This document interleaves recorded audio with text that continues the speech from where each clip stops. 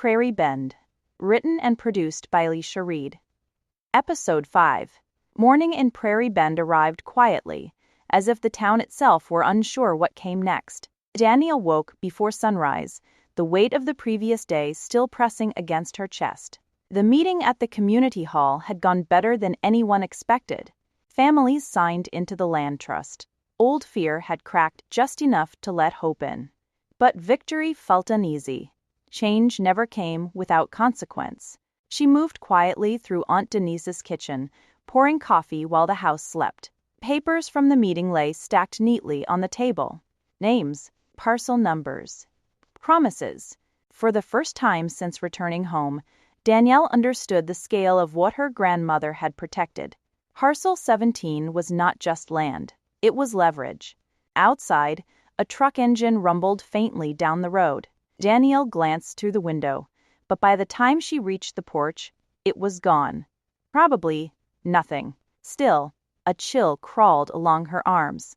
Later that morning, Danielle met Reggie at the edge of Parcel 17. Fog clung low across the fields, turning the land ghost-like in the early light.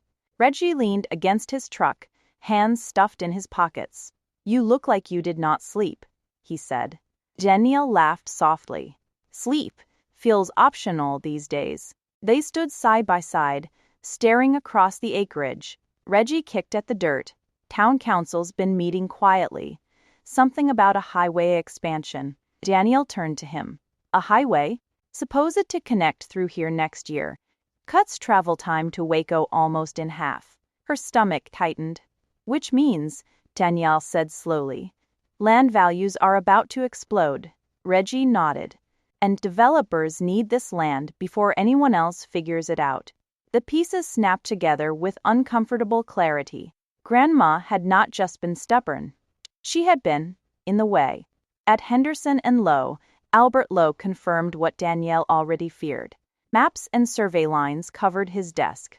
"If expansion plans become public," he said carefully, "every parcel near the proposed route becomes extremely valuable." Danielle folded her arms. "So companies buy cheap for the announcement." Mr. Lowe nodded, quietly, through shell owners, and families who refuse. Lowe hesitated, find themselves under pressure. Danielle thought of sudden tax notices, anonymous buyout offers, and the warning letter left at Denise's house. This was not coincidence. It was strategy. That evening, Danielle returned home exhausted but restless. Aunt Denise sat in the living room recliner watching the news, knitting needles moving steadily in her hands. "Is everything all right?" Denise asked. Danielle shrugged. "Depends who you ask." Headlights washed across the front window. Both women froze. A vehicle slowed outside, then continued down the street. Danielle stepped onto the porch, scanning the darkness. Nothing but quiet houses and distant crickets. Her phone buzzed in her hand. No number. She hesitated, then answered. "Hello?" A man's voice responded, calm and motionless. "Sell the land, Miss Porter." Danielle's heart hammered. "Who is this?" Short pause. Last warning. The line went dead. Danielle stood frozen on the porch. Behind her, Denise opened the door. "Who was that?" Danielle slowly lowered the phone. "Someone who thinks we scare easy." Denise frowned. "And do we?" Danielle looked out across Prairie Bend's darkened street, determination settling into place. "No," she said quietly. "We do not." Inside, she locked the door. Outside, somewhere beyond the town limits, headlights turned on. By morning, Prairie Bend felt different. Word about the land trust had spread overnight. At the gas station, in the grocery store, outside the post office, people were talking. Some quietly hopeful. Others, nervous. Danielle felt both. She drove slowly through town, noticing small things she had not before. Old men leaning against pickup trucks. Women whispering on sidewalks. Neighbors watching from behind curtains. News traveled fast in Prairie Bend, especially when land and money were involved. Her phone rang as she pulled into Aunt Denise's driveway. It was Carla. "You seen the notices yet?" Carla asked without greeting. Danielle frowned. What notices? 3 families got back tax letters this morning. Claims they owe thousands. Danielle shut off the engine. You are kidding. Nope. And guess which families? Danielle did not need to guess. The ones who signed into the land trust. Silence settled between them. Pressure. The same tactic. Just faster now. They are trying to scare people out, Danielle said. Exactly, Carla replied. And it might work if we do not move quickly. Danielle looked at the quiet house in front of her, then back at the road. Then we move quickly. That afternoon, Danielle and Carla spent hours driving across Prairie Bend, knocking on doors. Some families were frightened. Others were angry. Most were just simply exhausted. At Mrs. Harris' small white house, the elderly woman held the tax notice with trembling hands. I paid every year, she insisted. Every year. Danielle sat beside her at the kitchen table. Then we will fight it, Danielle said gently. Together. Mrs. Harris studied Danielle's face. You sure you want this fight? Danielle hesitated only a moment. No, she admitted. But it looks like they do. Mrs. Harris gave a weak smile and squeezed Danielle's hand. Your grandma was the same way. That evening, Danielle returned home drained. Aunt Denise had left leftovers warming in the oven. For a few minutes, things almost felt normal. But Denise noticed Danielle's expression. What now? Danielle sat across from her. They are pushing back. Tax notices, offers, pressure. Trying to split people up before reorganize. Eunice shook her head slowly. Same playbook, she muttered. Danielle looked up. Have you seen this before? Eunice did not answer right away. Back when your granddaddy was alive, she said finally. Folks who would not sell suddenly had problems. Repairs needed. Loans called in. Taxes questioned. Danielle felt cold realization settle in. They have been doing this for years, Denise nodded. Just quieter. Later that night, Danielle stepped onto the porch for fresh air. Prairie Bend slept around her. Porch lights glowed. Dogs barked in the distance. Peaceful.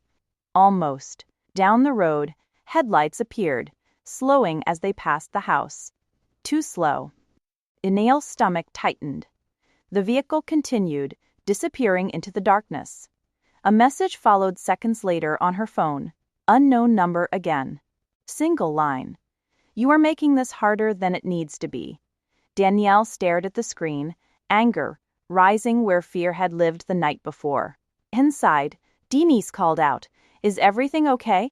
Danielle slipped the phone into her pocket and looked out over the quiet street. No, she said softly, but it will be. For the first time. She believed it. The pressure did not slow down. If anything, it sharpened. By midweek, Danielle could feel the strain settling across Prairie Bend. Families who had signed into the land trust now worried openly about retaliation. Some stopped answering calls. Others asked if they could quietly withdraw. Fear moved faster than facts. Danielle spent the morning at Henderson and Lowe, reviewing property records with Mr. Lowe. Stacks of folders covered the conference table, each one telling a version of the same story: families losing land under confusing circumstances, parcels changing hands quietly, ownership trails ending in companies no one in town recognized. Mr. Lowe removed his glasses and rubbed his eyes. Danielle, I have practiced law here 30 years, he said. Always suspected something was not right. But suspicion and proof are two different things. Danielle flipped through another document. We are close to proof, she said. I can feel it. Mr. Lowe hesitated. There is someone you might talk to, he finally said. Retired county clerk. Name is Walter Price. Lives over at Magnolia Ridge, assisted living now. Danielle looked up. He would remember filings from back then. Mr. Lowe nodded slowly. If anyone would. That afternoon, Danielle and Carla drove to Magnolia Ridge. The assisted living center smelled faintly of antiseptic and fresh coffee. The lobby filled with muted television noise and quiet conversation. Walter Price sat in a wheelchair near a sunlit window, thin but alert. His eyes sharpened when Albert Lau's name was mentioned. "You are Lorraine Porter's granddaughter," he said after Danielle introduced herself. Danielle smiled softly. "Yes, I am." He nodded. "Your grandma did not scare easy." Danielle pulled a chair closer. "Mr. Price, we are trying to understand how land transfers happened years ago. Some families say they never agreed to sell." The old man stared out the window for a long moment. "Papers used to come in already signed," he said quietly. "Stamped. Approved. Like everything was settled before it reached my desk." Carla leaned forward. "Who brought them?"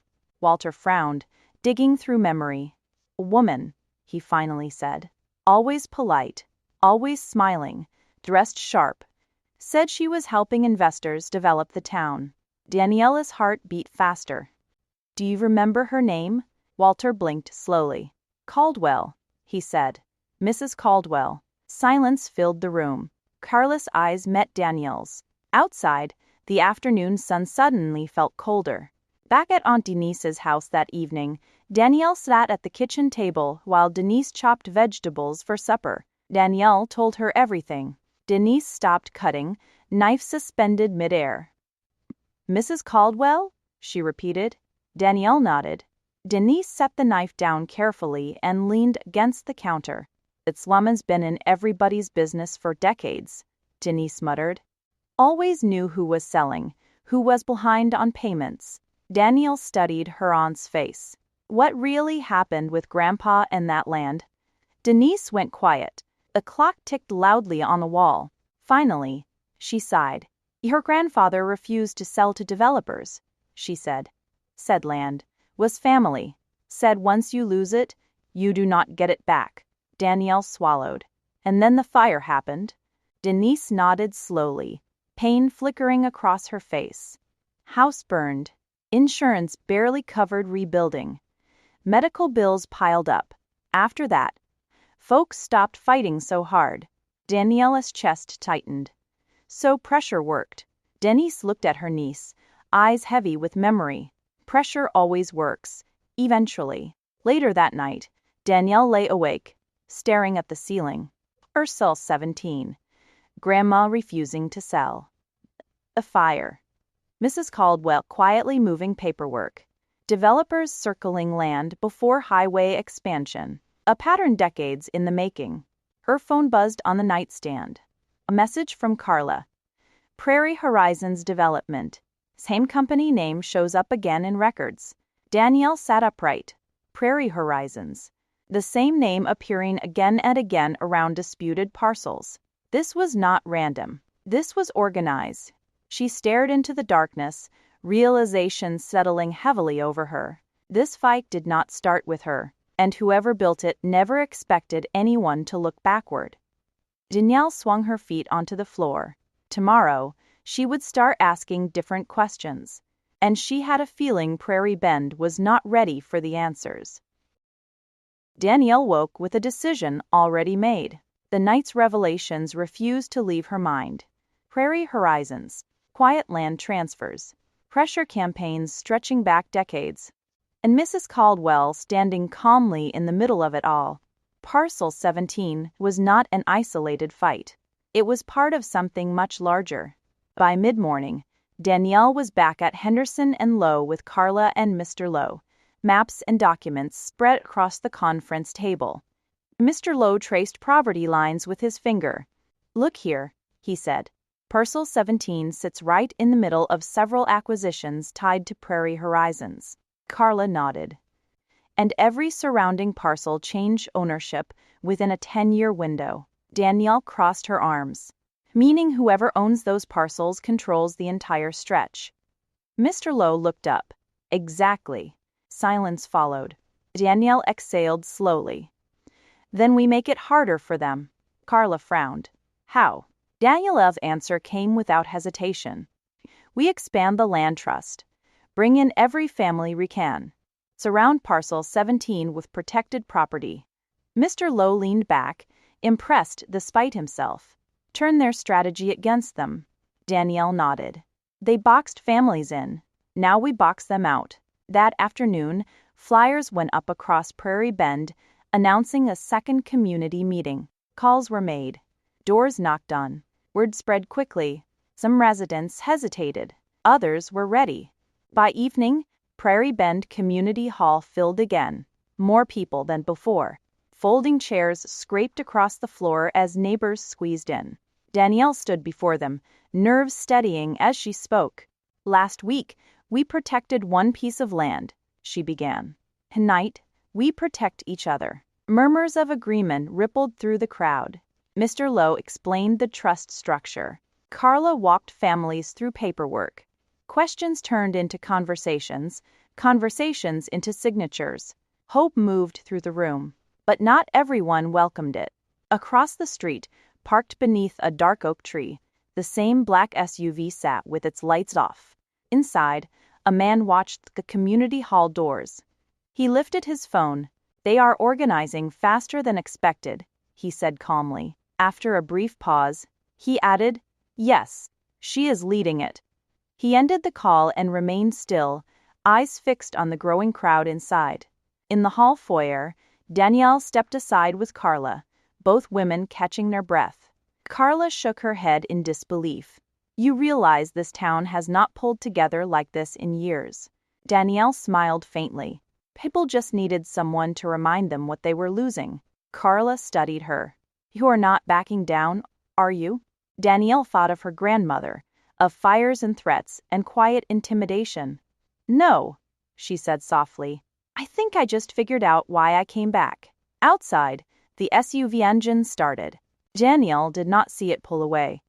But she felt, deep down, that someone else had just realized she was not going anywhere, and Prairie Bend was no longer theirs to take quietly.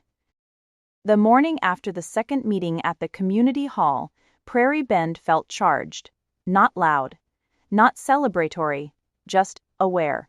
Danielle noticed it in the way people made eye contact longer than usual, in the way conversations stopped when certain trucks rolled past, in the way Mrs. Caldwell's car remained parked a little too long outside the bank.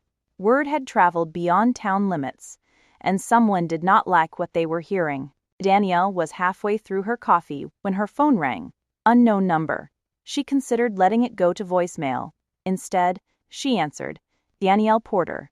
The voice on the other end was smooth, practiced. "Ms. Porter, this is Thomas Whitaker with Prairie Horizons Development." His hand settled heavy in her chest. "Yes," she replied calmly. "I understand you have been organizing property owners," he continued.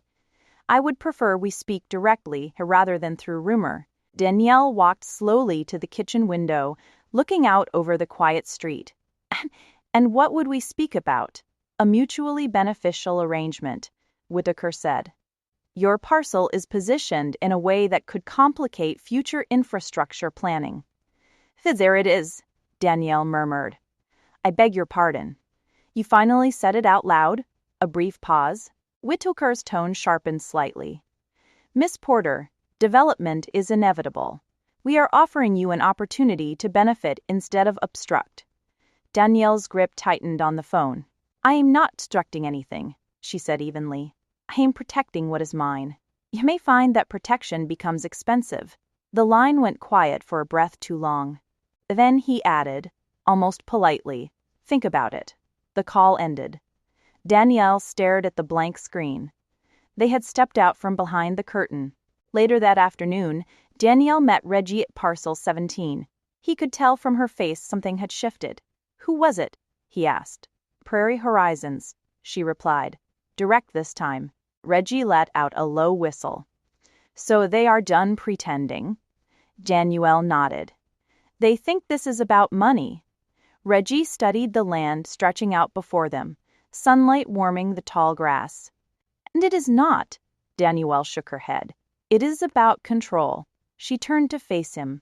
"If they surround this parcel, if they pressure enough families, they do not just get land. They get leverage, access, influence." Reggie nodded slowly. "And if the highway expansion goes public, they triple their investment." Silence settled between them, heavy but steady. Then Reggie asked the question that mattered. "So what is our move?" Danielle looked across the acreage her grandmother refused to sell. They invited me to the table, she said quietly. Reggie frowned. You are not thinking about... I am thinking about listening, she interrupted. If they are willing to talk, they are worried. Reggie studied her carefully. You sure you want to sit across from them? Danielle's eyes hardened with quiet resolve. I think it is time they see who they are dealing with. That evening, as dusk settled over Prairie Bend, Danielle sat at the kitchen table, drafting a formal response. Professional, measured, direct.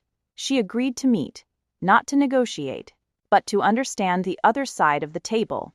Outside, the wind moved through the trees. Inside, something in Danielle had shifted. They had threatened. They had pressured. They had circled quietly for years. Now, they had a face, and so would she.